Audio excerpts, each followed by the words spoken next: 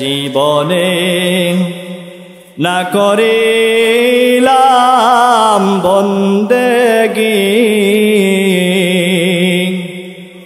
জীবনে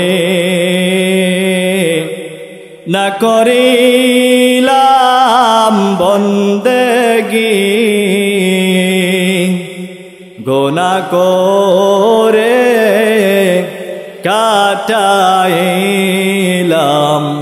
জিন্দগি, গুনাহ করে কাটাইলাম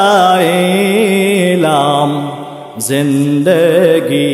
তওবা করে আবার তওবা ভাঙ্গিলাম, তওবা করে আবার তওবা ভাঙ্গিলাম,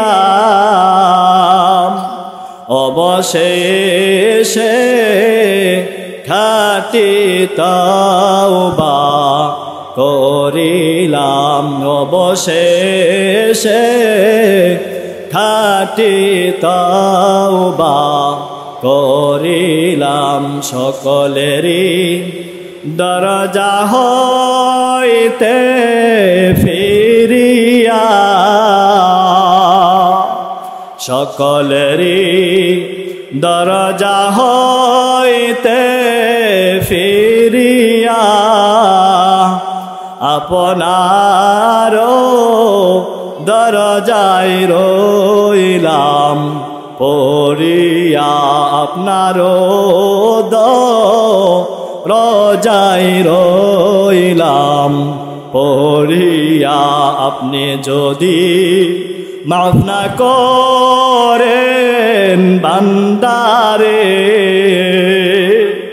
আপনি যদি মাফ না করেন বান্দারে, বলেন আপনার বান্দা যাবে কারদারে, বলেন আপনার বান্দা যাবে কারদারে।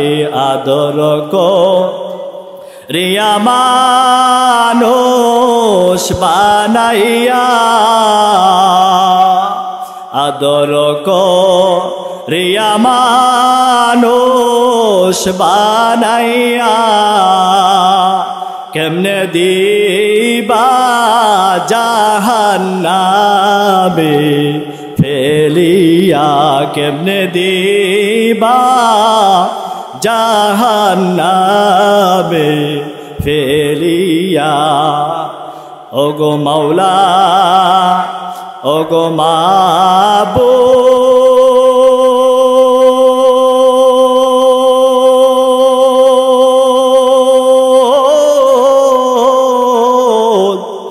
বান্দা যখন জাহান্নামে জ্বলিবে, ওগো মাওলা বান্দা যখন জাহান্নামে জ্বলিবে, কেমনে চাইয়া দেখিবে, ওগো দয়ার মাওলা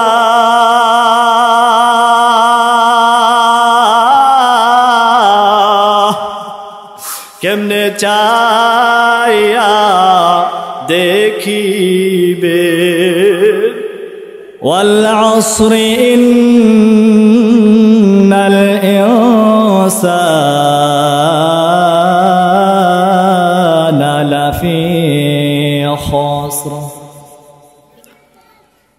ইল্লাল্লাযীনা আমানু ওয়া আমিলুস সালিহাত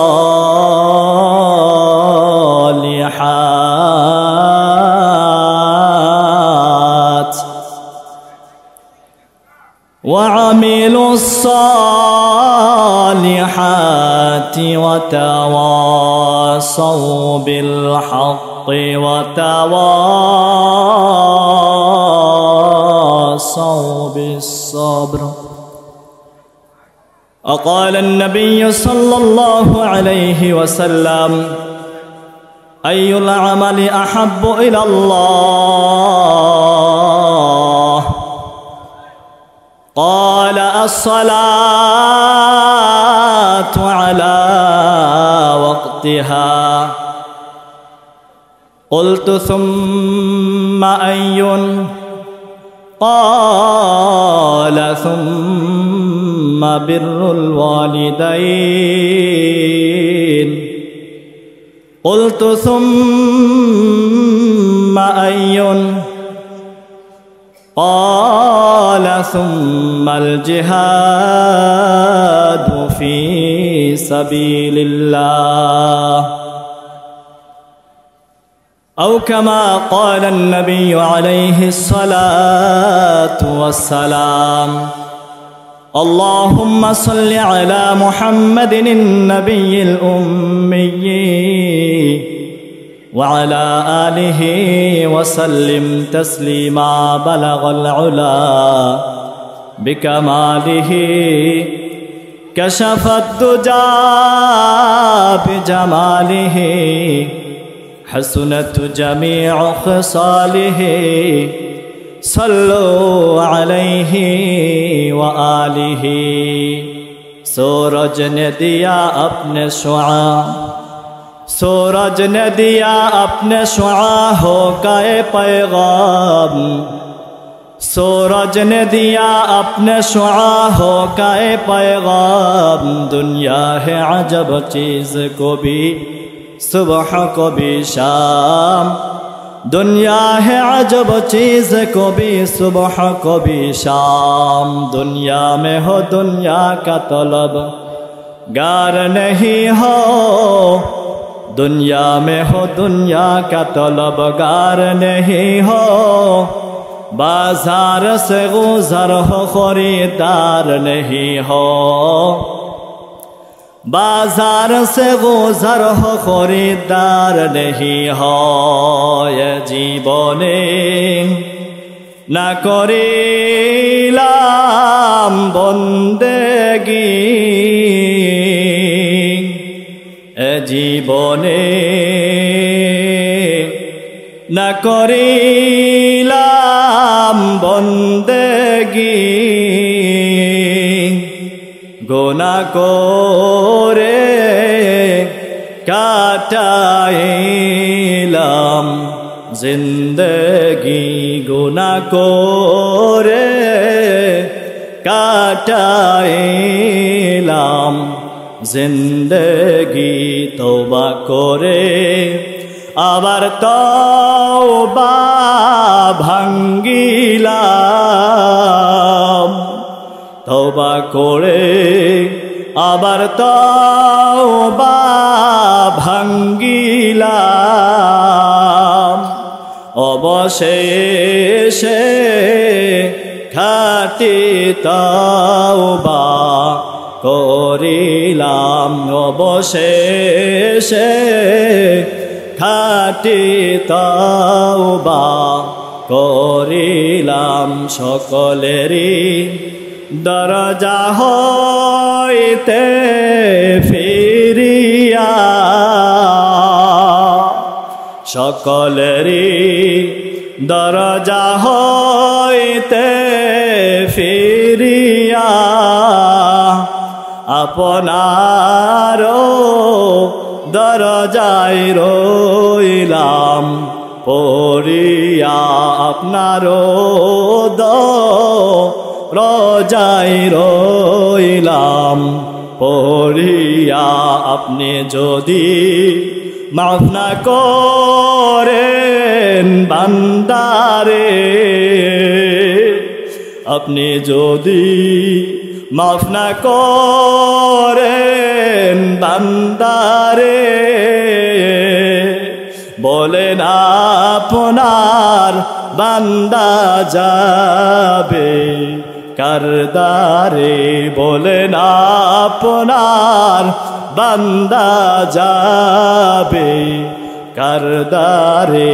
আদর রিয়া মানুষ বানাইয়া আদর রিয়া মানুষ বানাইয়া কেমনে দিবা জাহান্নামে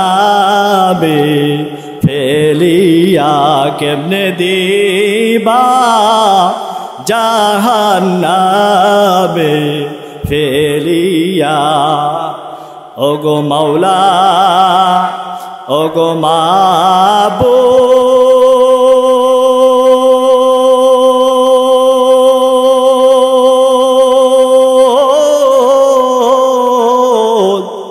বান্দা যখন জাহান্নামে জ্বলিবে ওগো মাওলা বান্দা যখন জাহান্নামে জ্বলিবে কেমনে চাইয়া দেখিবে ওগো দয়ার মাওলা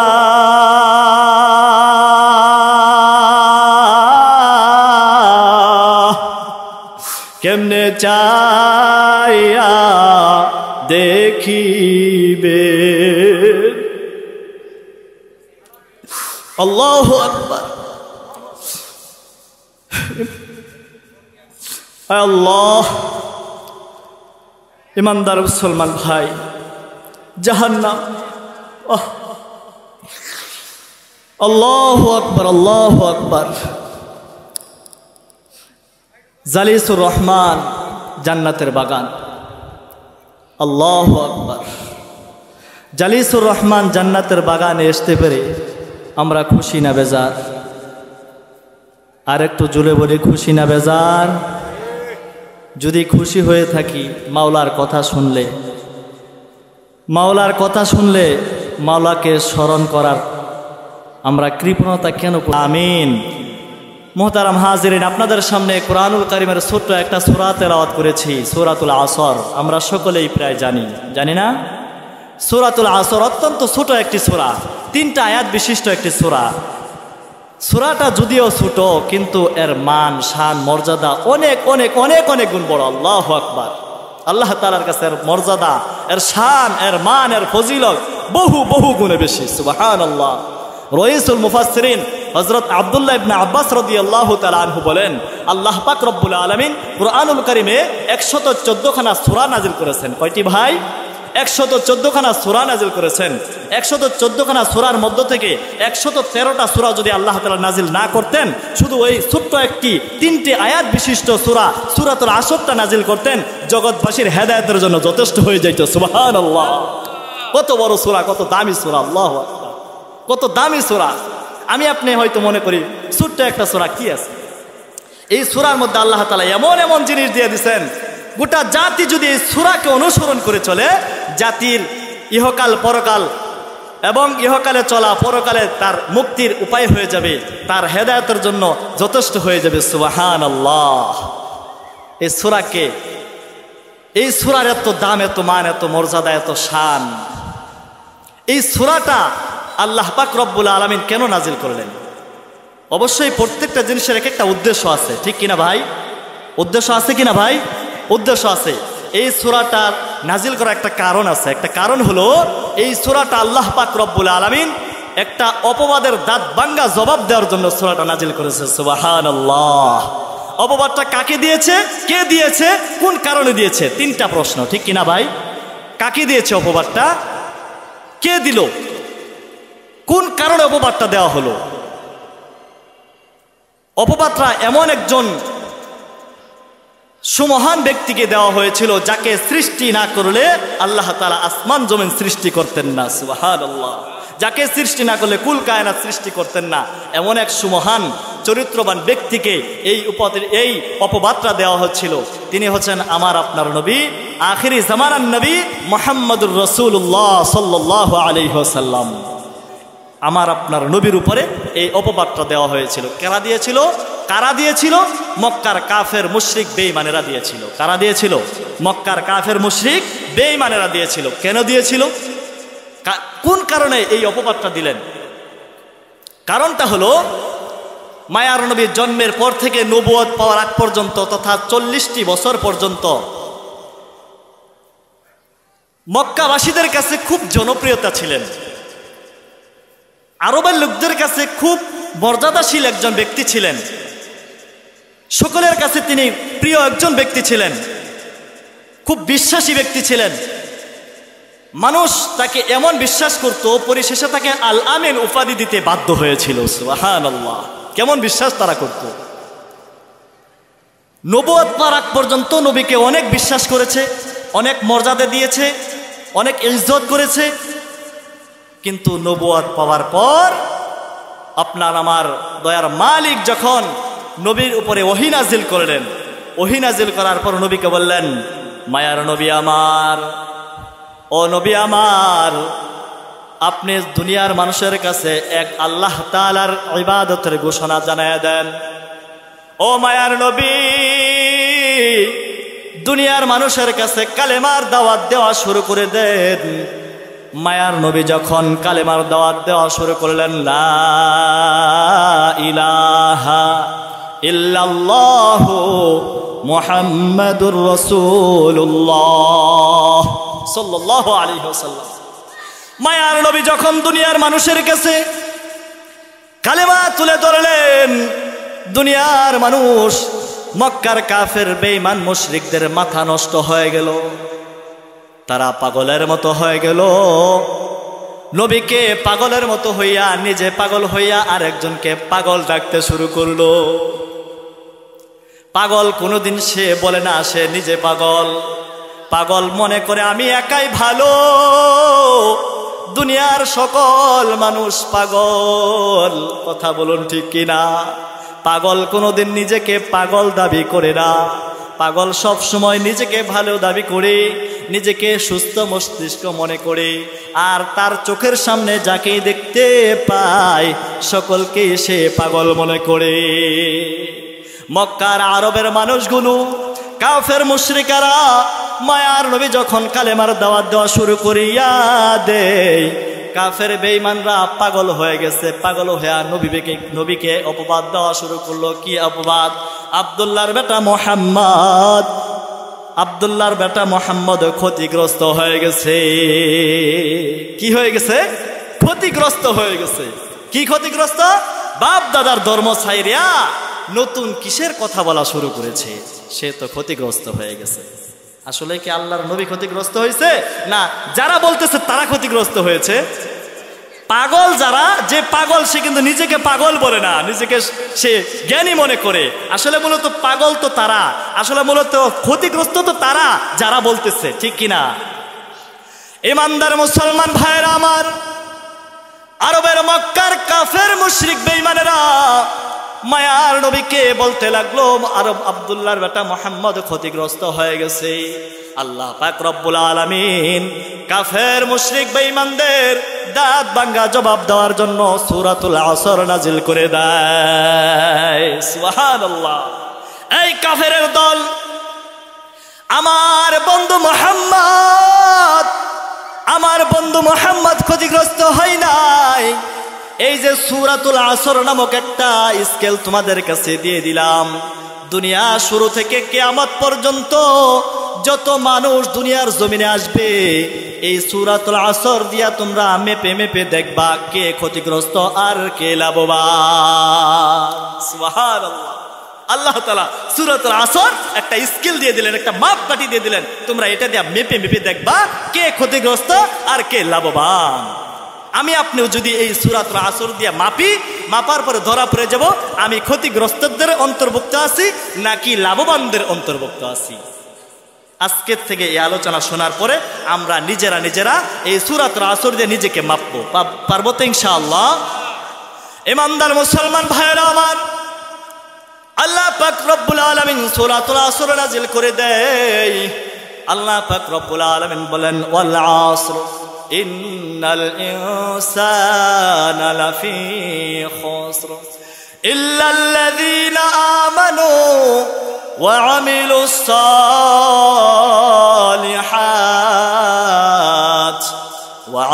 الصالحات وتواصوا بالحق وتواصوا بالصبر আল্লাহ পাক রব্বুল আলামিন বলেন ওয়াল আসর আসর শব্দের বহু অর্থ রয়েছে তার মধ্য থেকে অন্যতম একটি অর্থ হলো সময় আল্লাহ পাক রব্বুল আলামিন সময়ের কসম কেন খাইলেন আল্লাহ পাক রব্বুল আলামিন কোরআনুল কারীমে যত জায়গায় কসম খেয়েছেন যত বস্তুর কসম খেয়েছেন প্রত্যেকটা বস্তু অনেক মূল্যবান বস্তু এই জন্য মূল্যবান বস্তুর কসম খায় আল্লাহ তাআলা বলেছেন আল্লাহ পাক রব্বুল আলামিন সময়ের কসমকে বলতেছেন সময়ের কসম কেন খাইলেন সময়টা বড় দামি একটি সম্পদ ও ইমানদার মুসলমান ভাইয়েরা আমার সময় বড় একটি দামি সম্পদের নাম এই সময়কে যারা মূল্যায়ন করবে দুনিয়ার লাইনে যারা সময়ের মূল্যায়ন দিবে দুনিয়ার লাইনে এই বান্দাটা এই বান্দিটা জিরো থেকে হিরো হয়ে যাবে আখিরাতের লাইনে যেই বান্দা যেই বান্দি এই সময়ের মূল্যায়ন দিবে গো ওই বান্দা ওই বান্দি আখিরাতের লাইনে জিরো থেকে হিরো হয়ে যাবে আপনি আপনার এলাকার মধ্যে তাকায় দেখেন যেই সমস্ত মানুষগুলো আজ থেকে 2 বছর 3 বছর 5 বছর 10 বছর আগে অপরের বাড়িতে দিন মজুরি কাজ করত এই বান্দাটা এই ব্যক্তিটা সময়ের মূল্যায়ন করার কারণে আজকে সে অট্টালিকা তৈরি করে ফেলেছে ঠিক কি না আজ আপনি আপনার এলাকার মধ্যে তাকায় দেখেন আজ থেকে 5 বছর 10 বছর আগে যার টাকা পয়সার অভাব ছিল না আজকে এই বান্দাটা সময়ের অবমূল্যায়ন করার কারণে আজকে এই ব্যক্তির আজকে ঘর নাই বাড়ি নাই অপরের কাছ থেকে চা চেয়ে দোকানে গিয়ে চেয়ে চা খায় আছে না নাই কারণ একটাই সময়ের অবমূল্যায়ন করার কারণ সময়ের মূল্যায়ন করে নাই অনুরূপভাবে আপনি আখিরাতের লাইনের দিকে তাকান আখিরাতের লাইনের দিকে তাকান হযরতে বেলাল হাফসি রাদিয়াল্লাহু তাআলা আনহু ছিল না তার কোনো চেহারা ছিল না তার কোনো কণ্ঠ আখিরাতের লাইনে সে মেহনত করার কারণে মায়ার নবী মেরাজে যাওয়ার পরে মায়ার নবী বেলালের পায়ের আওয়াজ শুনতে পায় জান্নাতের মধ্যে সুবহানাল্লাহ ভাই কিসের মেহনত সময়ের মূল্যায়ন করার কারণে আজকে বেলাল জান্নাতি ঘোষণা হয়ে যায় সুবহানাল্লাহ এই জন্য আল্লাহ পাক রব্বুল আলামিন বলেন ওয়াল আসর আমি তোমার হায়াতে জিন্দেগির সময়ের কসম খেয়ে বললাম বান্দা কোন ব্যক্তির হায়াতে জিন্দেগিতে যদি 50 বছর সময় থাকে 50 বছরের হায়াতের জিন্দেগির কসম খেয়ে বললাম তারও হায়াতে যদি 80 বছর সময় থাকে 80 বছর হায়াত পায় আমি বান্দার 80 বছর হায়াতে জিন্দেগির কসম খেয়ে বললাম কারো হায়াতে যদি 100 বছর সময় থাকে আমি মালিক ওই বান্দার ওই বান্দির 100 বছর হায়াতের সময়ের কসম খেয়ে বললাম কি বললাম ইন্নাল ইনসানা লাফি খুসর দুনিয়ার সমস্ত মানুষগুলো ক্ষতির মধ্যে পড়ে আছে দুনিয়ার সকল মানুষ ক্ষতিগ্রস্তের মধ্যে পড়ে আছে দুনিয়ার সবাই ক্ষতিগ্রস্তের মধ্যে আছে কি কিসের কসম খেয়ে বলেছেন আমার আপনার গোটা হায়াতে জিন্দেগির কসম খেয়ে মালিক বলতেছেন দুনিয়ার সবাই ক্ষতিগ্রস্তের মধ্যে আছে দুনিয়ার সবাই ক্ষতিগ্রস্তের মধ্যে আছে আল্লাহ পাক রব্বুল আলামিন বলেন দুনিয়ার সবাই ক্ষতিগ্রস্তের মধ্যে আছে তবে 4 গুণ বিশিষ্ট মানুষ ক্ষতির মধ্যে নাই তারা সফল কাম কয় গুণ বিশিষ্ট মানুষ 4 গুণ বিশিষ্ট মানুষ ক্ষতির মধ্যে নাই তারা সফল কাম 4 গুণ যাদের মধ্যে 4টা গুণ থাকবে তারাই সফল কাম তারা ক্ষতির মধ্যে নাই যেই ব্যক্তির মধ্যে 4 গুণ থাকবে ওই ব্যক্তি সফল ব্যক্তি ওই ব্যক্তি ক্ষতির মধ্যে নাই যেই পরিবারের মধ্যে 4টা গুণ থাকবে গো ওই পরিবার সফল পরিবার ওই পরিবার ক্ষতিগ্রস্ত নয় যেই সমাজের মধ্যে 4 গুণ থাকবে সেই সমাজ ক্ষতিগ্রস্ত নয় সেই সমাজ সফল সমাজ যেই দেশের মধ্যে 4 গুণ থাকবে সেই দেশের জনগণ ক্ষতিগ্রস্তের মধ্যে নয় সেই দেশের জনগণ সফল জনগণ যাদের মধ্যে 4 গুণ থাকবে তারাই সফল কাম, যাদের মধ্যে 4 গুণ থাকবে না তারাই ক্ষতিগ্রস্ত। এই 4টা গুণ যদি আমার মধ্যে থাকে, আপনার মধ্যে থাকে, আমি আপনি সফল কাম, আমি আপনি সফল ব্যক্তি। পক্ষান্তরে যদি 4 গুণ আমার মধ্যে আপনার মধ্যে না থাকে, তাহলে আমি আপনি ক্ষতিগ্রস্তের মধ্যে পড়ে যাব। এই জন্য আল্লাহ তাআলা বলেছেন, দুনিয়ার সৃষ্টি থেকে কিয়ামত পর্যন্ত যত মানুষ আসবে, যত নরনারী আসবে, এরা যদি এই সূরাতুল আসর দিয়ে মেপে মেপে দেখে যে কার মধ্যে 4 গুণ আছে, কার মধ্যে 4 গুণ নাই, তুমি যদি দেখো তোমার মধ্যে 4 গুণ আছে, তুমি সফল ব্যক্তি। তুমি যদি দেখো তোমার মধ্যে 4 গুণ নাই, তুমি ব্যর্থ ব্যক্তি, তুমি ক্ষতিগ্রস্ত ব্যক্তি। এই 4টা গুণ যার মধ্যে থাকবে সেই সফল ব্যক্তি। 4 গুণ। 1 নাম্বার, ইল্লাল্লাযীনা আমানু। আল্লাহ পাক রব্বুল আলামিন বলেন 1 নাম্বার হলো ঈমান। 1 নাম্বার ঈমানদার। ঈমানদার ব্যক্তি ক্ষতির মধ্যে নাই, ঈমানদার ব্যক্তি সফল ব্যক্তি। এই ব্যক্তি কখনো ক্ষতির মধ্যে নাই, ঈমানদার। তবে ঈমানদারটা কেমন ঈমানদার হতে হবে? আল্লাহ পাক রব্বুল আলামিন বলেন, আমিনু কামা আমানান নাস। ও দুনিয়ার ঈমানদার, আল্লাহ পাক ডেকে ডেকে বলেন, আমিনু কামা আমানান নাস। ঈমানদার হও ওই রকম ঈমানদার যেই ঈমান চেয়ারের কাছে বিক্রি হয় না, যেই ঈমান টাকার কাছে বিক্রি হয় না, যেই ঈমান ক্ষমতার কাছে বিক্রি হয় না, এমন ঈমানদারের কথা বলা হয় নাই। আমিনু কামা আমানান নাস। ঈমান আনো সাহাবীওয়ালা ঈমান। আল্লাহু আকবার। কিসের ঈমান ভাই? সাহাবীওয়ালা ঈমান। ও ঈমানদার মুসলমান ভাইরা আমার, সাহাবীদের ঈমানের দিকে একবার তাকাও, তাদের ঈমানের দিকে একবার তাকাও। সাহাবীদের গলার মধ্যে ছুরি ধরা হয়েছে, বেঈমান সাহাবীকে শোয়াইছে, শোয়ানোর পর গলার মধ্যে ছুরি ধরেছে। হয়তো ঈমান ছাড়বে, না হয় দেহ থেকে গলা আলাদা করে দিব।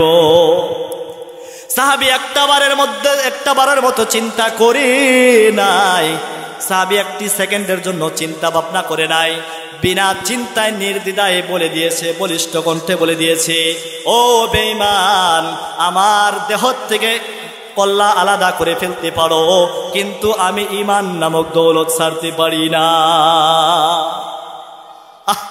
আমাকে আপনাকে যদি গলার মধ্যে ছুরি ধরা হয়, আমার আপনার বলবো, ভাই কি চাও?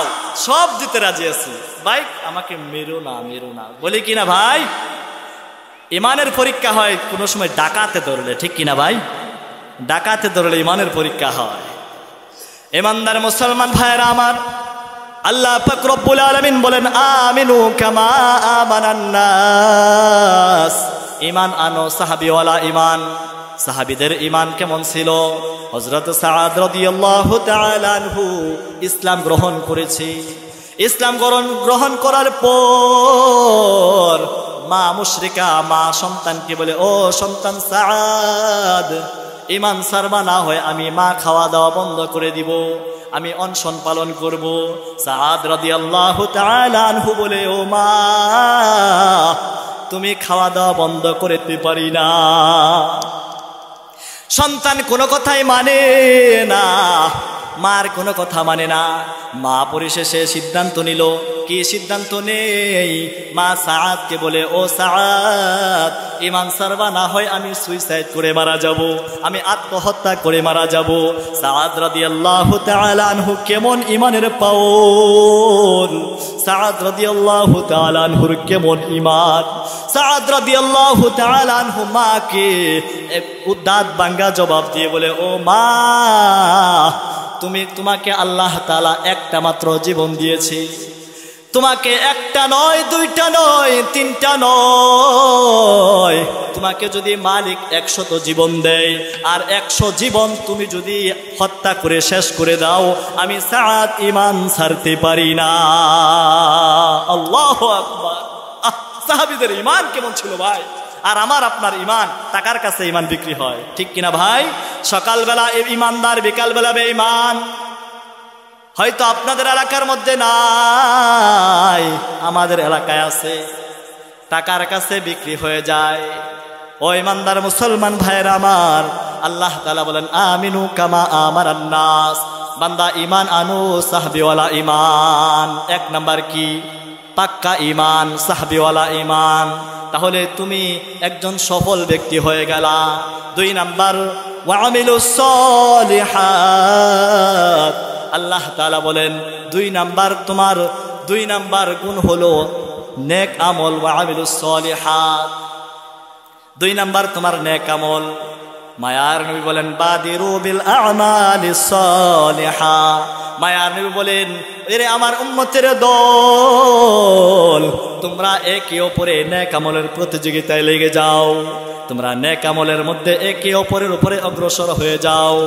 আজ আমরা এমন প্রতিযোগিতা লাগাইছি, অমুক 1 তালার মালিক আমার 2 তালা হতে হবে, অমুক 1 কোটি টাকার মালিক আমার 2 কোটি টাকার মালিক হতে হবে। কথা বলুন ঠিক কিনা? সম্পূর্ণ নবীর আদর্শের বিপরীত, আল্লাহ তাআলার বিধানের বিপরীত। আর মায়ার নবী বলেছেন বাদিরু বিল আমালিস সলিহা, তোমরা আমলের লাইনে একে অপরের সাথে প্রতিযোগিতা করো। আমাদের সম্পূর্ণটাই আলাদা, আমরা দুনিয়ার লাইনে প্রতিযোগিতায় লেগে গেছি। যখন মায়ার নবী এই হাদিস সাহাবায়ে কেরামদের সামনে তুলে ধরেন, মায়ার নবী যখন বলেন বাদিরু বিল আমালিস সলিহা, ও সাহাবীরা তোমরা একে অপরে আমলের লাইনে প্রতিযোগিতায় লেগে যাও। শোনার পর সাহাবী জিজ্ঞাসা করে সাআলতুন নবিয়্যা সাল্লাল্লাহু আলাইহি ওয়াসাল্লাম, ও নবী আমার আইয়ুল আমালি আহাব্বু ইলাল্লাহ, আল্লাহ তাআলার কাছে অধিক পছন্দনীয় আমল কোনটি? যখন সাহাবীরা শুনতে পাইছে যে আমলের লাইনে আমাদের একে অপরের প্রতিযোগিতা করতে হবে, সঙ্গে সঙ্গে নবীকে জিজ্ঞাসা করে ও নবী আমার, আল্লাহ তাআলার কাছে সবচেয়ে প্রিয় আমল, পছন্দনীয় আমল কোনটি?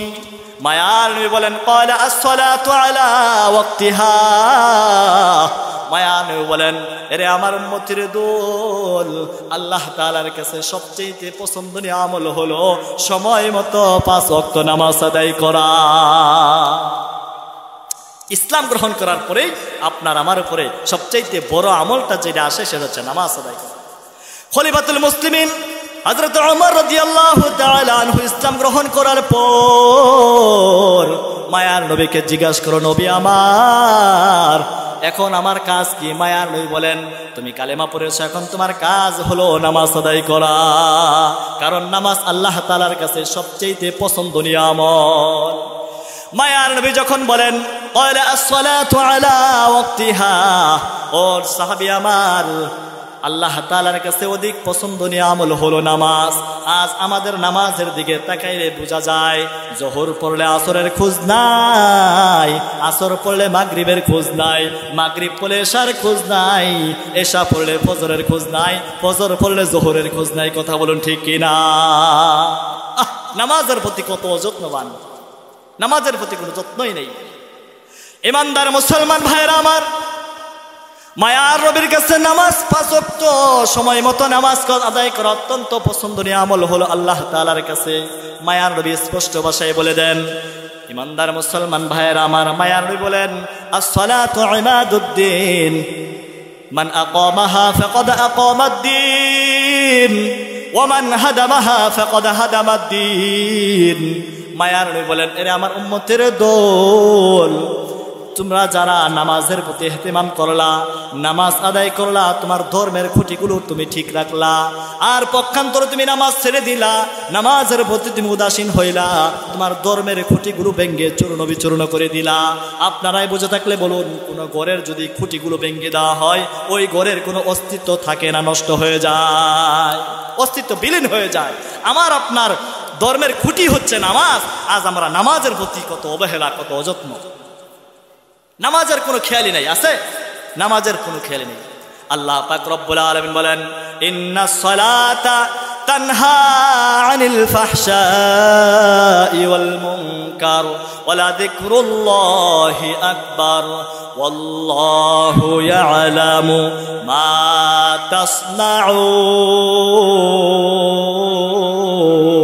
তাসনাউন। আল্লাহ তাআলা বলেন বান্দা তুমি নামাজ আদায় করবা, এই নামাজ তোমাকে সকল অশ্লীল বেহায়াপনা সকল প্রকারের মন্দ কাজ থেকে নামাজ তোমাকে বিরত রাখবে। কিন্তু আজ আমাদের দিকে তাকাইলে দেখা যায় যা নামাজ দিনে রাতে 5 বার ঠিকই পড়তেছি, কিন্তু এখনো আমরা কেউ মন্দ কাজ থেকে বিরত থাকতে পারতেছি না। এখন প্রশ্ন করতে পারি, হুজুর তাহলে নামাজ পড়লাম, নামাজ পড়ার কারণে যদি আমরা মন্দ কাজ থেকে বিরত নাই থাকতে পারলাম, তাহলে আল্লাহ তাআলার কথা তো মিথ্যা হয়ে গেল। না না না ভাই, আল্লাহর কথা কখনো মিথ্যা হতে পারে না। আমার নামাজ ইহতিমামের সাথে নামাজ হচ্ছে না। মায়ার নবী বলেন এমনও নামাজি আছে তার নামাজই হয় না।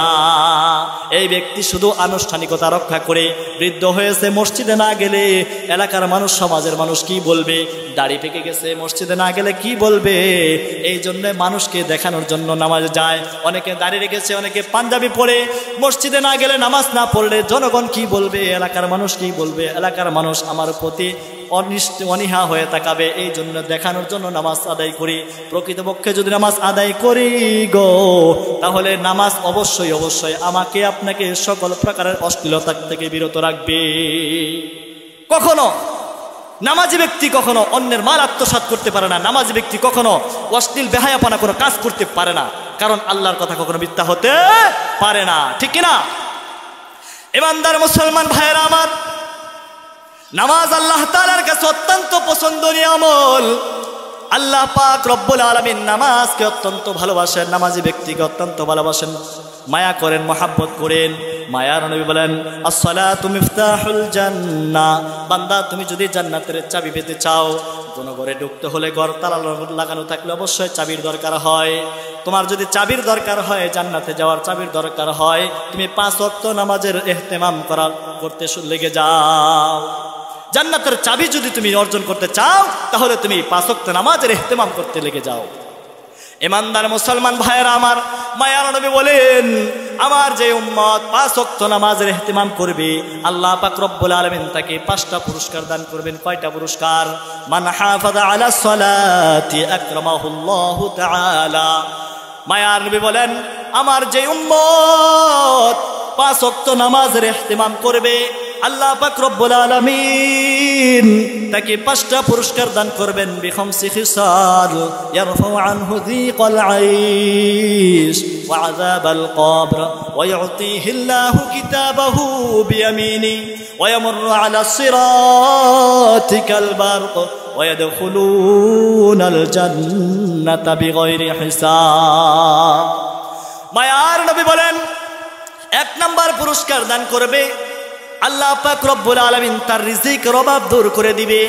তার মৃত্যুর আগ পর্যন্ত কোনো সময় তার অভাব অনটনে দেখা দিবে না। ও ইমানদার মুসলমান ভাইয়েরা আমার, যে রিজিকের জন্য জন্ম থেকে মৃত্যু পর্যন্ত পরিশ্রম করে যায়, মাথার গাম পায়ে ফেলি, অপরের মাল আত্মসাৎ করি, ভাইকে বোন ঠকায়, বোনকে ভাই ঠকায়, ফুফুকে ঠকায়, ওয়ারিশ ঠকায়, কিসের কারণে? মালের কারণে, ধনের কারণে, সম্পদের কারণে।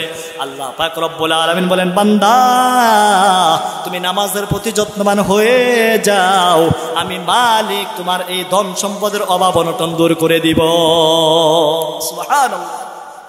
নামাজের ইহতিমাম করতে পারলে, 5 ওয়াক্ত নামাজ জামাতের সাথে ইহতিমামের সাথে আদায় করতে পারলে, মালিক আমার রিজিকের অভাব দূর করে দিব। যেই রিজিকের জন্য মাথার গাম পায়ে ফেলতেছি, দিনে রাতে পরিশ্রম করতেছি, ঠিক কিনা ভাই? এই সম্পদের জন্য তো এতটুকু করতেছি নাকি? অপরের বকা শুনি, অপরকে মারি, অপরকে ঠকাই, মিথ্যা কথা বলি, কিসের কারণে ভাই? এই সম্পদের জন্যই তো, টাকা পয়সার জন্যই তো। আল্লাহ পাক রব্বুল আলামিন বলেন বান্দা তুমি 5 ওয়াক্ত নামাজের ইহতিমাম করো, আমি দয়ার মালিক তোমাকে রিজিকের অভাব দূর করে দিব, মৃত্যুর আগ পর্যন্ত তোমার কোনো অভাব অনটনে দেখা দিবে না। 2 নাম্বার ওয়া আযাবাল কবর, আমি আল্লাহ তাআলা তোমার কবরের আযাব দূর করে দিব। সুবহানাল্লাহ। নামাজের ইহতিমাম করবা, তোমার কবর তোমার জন্য জান্নাতের বাগান হয়ে যাবে। মায়ার নবী বলেন আল কবরু রাউযাতুম মিন রিয়াদিল জান্নাহ। বান্দা 5 ওয়াক্ত নামাজের ইহতিমাম করবা, তোমাকে কবরে রাখার সঙ্গে সঙ্গে কবর তোমার জন্য জান্নাতের বাগান হয়ে যাবে। আল্লাহ পাক রব্বুল আলামিন রহমতের ফেরেশতাদেরকে ডেকে ডেকে বলবেন, আরে আমার ফেরেশতার দল, আমার বান্দার কবরটাকে জান্নাতের বাগানে পরিণত করিয়া দাও, আমার বান্দার কবরের মধ্যে জান্নাতের বিছানা বিছায়া দাও, আমার বান্দার শরীরের মধ্যে জান্নাতি পোশাক পরাইয়া দাও, আমার বান্দার কবরের মধ্যে জান্নাত থেকে একটি পথ জারি করে দাও, কিয়ামত পর্যন্ত যেন কবরে শুয়ে শুয়ে জান্নাতের নাজ নিয়ামতগুলো ভোগ করতে পারে। আমি আপনি 5 ওয়াক্ত নামাজের ইহতিমাম করব।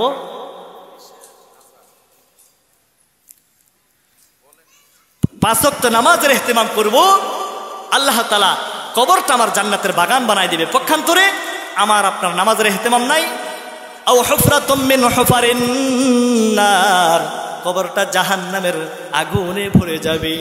আল্লাহ পাক রব্বুল আলামিন জাহান্নামের ফেরেশতাদেরকে ডেকে ডেকে বলবেন, ও জাহান্নামের ফেরেশতার দল, আমার এই নাফরমান বেনামাজি বান্দার কবরটা জাহান্নামের আগুন দিয়ে ভরে দে, তার শরীরের মধ্যে জাহান্নামী পোশাক পরাইয়া দে, আমার এই বেনামাজি নাফরমান বান্দার কবরের মধ্যে জাহান্নামের বিছানা বিছায় দে, কিয়ামত পর্যন্ত তার কবরের মধ্যে একটি জাহান্নামের আগুনের পথ জারি করে দে, জাহান্নাম থেকে যেন সেই জাহান্নামের সাজা কিয়ামত পর্যন্ত ভোগ করতে পারে। এমন অবস্থা হবে।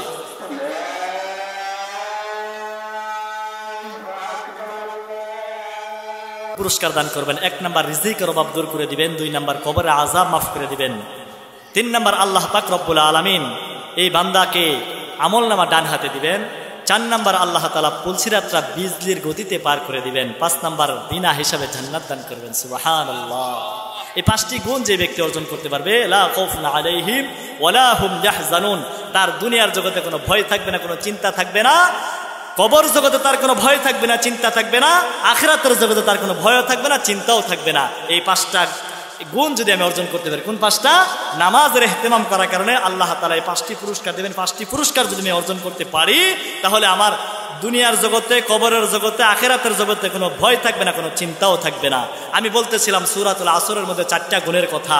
1 নাম্বার গুণ বলছিলাম, যার মধ্যে 4টা গুণ থাকবে সেই ব্যক্তি সফল কাম। পক্ষান্তরে যার মধ্যে 4 গুণ থাকবে না, এই ব্যক্তি ক্ষতিগ্রস্ত। যেই অপবাদটা নবীকে কাফের মুশরিকেরা দিয়েছিল, এই অপবাদের জবাব, দাঁত ভাঙ্গা জবাব আল্লাহ তাআলা দিয়েছিলেন যে যার মধ্যে 4টা গুণ থাকবে এই ব্যক্তি সফল ব্যক্তি, যার মধ্যে 4টা গুণ থাকবে না এই ব্যক্তি হবে ক্ষতিগ্রস্ত। 1 নাম্বার ইমানদার ব্যক্তি সফল ব্যক্তি, এই ব্যক্তি ক্ষতিগ্রস্ত নয়, তবে ইমানটা হতে হবে সাহাবীওয়ালা ইমান। 2 নাম্বার ওয়ামিলুস সলিহাত, নেক আমল থাকতে হবে ভাই, নেক আমল থাকতে হবে। নেক আমলের মধ্যে আল্লাহ তাআলার কাছে সবচেয়ে পছন্দনীয় আমল কি ভাই? নামাজ। তারপরে আমি যে হাদিসটা তেলাওয়াত করেছি, তারপরে হচ্ছে সুম্মা বিররুল ওয়ালিদাইন, মা বাবার খেদমত করা। আল্লাহ তাআলা বলেছেন নামাজ হচ্ছে আল্লাহ তাআলার কাছে পছন্দনীয় আমল, তারপরে পছন্দনীয় আমল হচ্ছে মা বাবার খেদমত করা। তারপরে 3য় নাম্বার এখানে বলেছেন আল্লাহ তাআলার পছন্দনীয় আমল হলো সুম্মাল জিহাদ ফি সাবিলিল্লাহ, আল্লাহর রাস্তায় জিহাদ করা। অন্য হাদিসের মধ্যে আসছে, সাহাবী বলেছে ইন্নী উরিদুল জিহাদ, মায়ের নবী বলেন ক্বালা আহাইয়ুন আবওয়াই ক্বালা ফাফিহিমা ফাজাহিদ। সাহাবী বলে ইয়া রাসূলুল্লাহ, আমি হিজরতে আপনার সাথে জিহাদ করতে যেতে চাই। মায়ার নবী বলেন তোমার কি মা বাবা আছে? বলে হ্যাঁ, মা বাবা জীবিত আছে। তখন বললেন তোমার মা বাবার খেদমত করো, তোমার জিহাদের সব তোমার আমল নামায় দিয়ে দেওয়া হবে। সুবহানাল্লাহ। তাহলে আল্লাহ তাআলার কাছে অধিক পছন্দনীয় আমল 3টি। 1 নাম্বার 5 ওয়াক্ত নামাজ আদায় করা, মা বাবার খেদমত করা, জিহাদ করা। মা বাবার খেদমত করলে জিহাদের সওয়াব পাওয়া যায়। 2 নাম্বার নেক আমল। 3 নাম্বার ওয়াতাওয়াসাউ বিল হক। এখানে আল্লাহ তাআলা বলেছেন সৎ কাজের আদেশ দেওয়া, অসৎ কাজের নিষেধ করা, তথা মানুষের কাছে দ্বীনের দাওয়াত দেওয়া। যখন আপনি মানুষকে সৎ কাজের আদেশ করবেন, অসৎ কাজের নিষেধ করবেন, তখন আপনার কিছু বিভক্ত লোক দাঁড়াবে। সৎ কথা বললে, সত্য কথা বললে আল হাক্কু মুররুন, সত্য কথা তিতা হয়।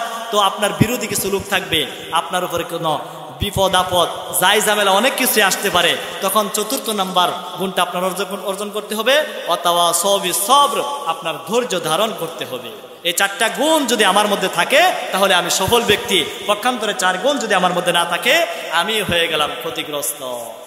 আল্লাহ তাআলা দাঁত ভাঙ্গা জবাব দিয়ে কাফের মুশরিক এবং আনেওয়ালা যত কিয়ামত পর্যন্ত যত মানুষ আসবে সকলকেই একটা সলিউশন দিয়ে দিলেন, এই 4টা গুণ যদি তোমার মধ্যে থাকে তুমি লাভবান, পক্ষান্তরে 4 গুণ যদি তোমার মধ্যে না থাকে, চাই সে মুসলমান হোক, চাই সে কাফের হোক, চাই সে বেঈমান হোক, এই 4 গুণ যিনি অর্জন করবে, চাই সে নারী পুরুষ হোক, সেই সফল ব্যক্তি।